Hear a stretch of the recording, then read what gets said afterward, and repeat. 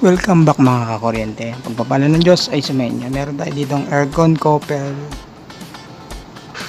inverter. So, babaklasin natin to. Wall mounted. Yan. So, first kailangan ma-under kasi pump down natin yan sa labas. Many are the plans in a person's heart, but it is the Lord's purpose that prevails.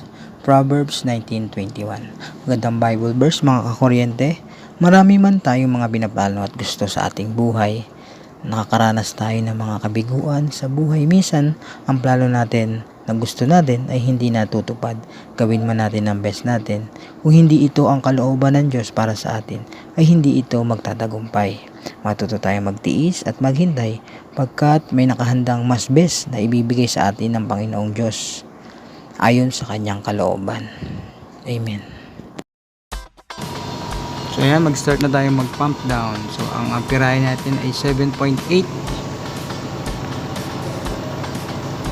Ayan, kinabitan na rin natin siya ng gauge manifold para mas makita natin ang pressure niya. So ayan, 150. Ang pressure niya ay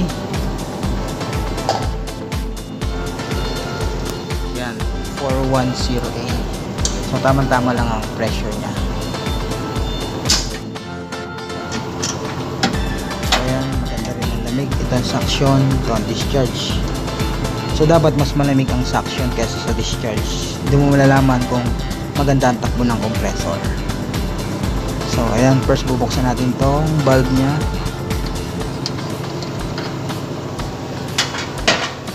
So sa pag pump down, ayan, Allen key yan. Ayan.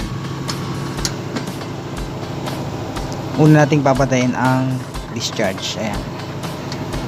Pakanan lang siya. Clockwise. Ayan. Hanggang sa mahigpitan natin.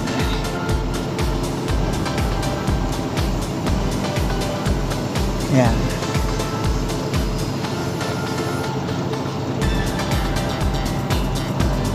So habang hinihigop niya, pumapasok yung sa compressor at pag sarado to, hindi na yan makakalabas. So ang tawag yan is pag pump down. So unti-unti na rin bumababa ang pressure. Ayan, from 150 magiging 0 yan. Pag nag 0 na yan, okay na yan. At dahan-dahan natin isara ang suction. Yan yung amperahe, bumababa na rin. Indication niya na nasa compressor na ampere natin. So mabilisan lang itong isara. Ayan, pag sarado na, pwede natin off ang breaker. Yun, ganun lang kasimple mga kakuryente. Don't forget to like, share, and subscribe sa ating YouTube channel, Joseph Electric. Keep safe and God bless us.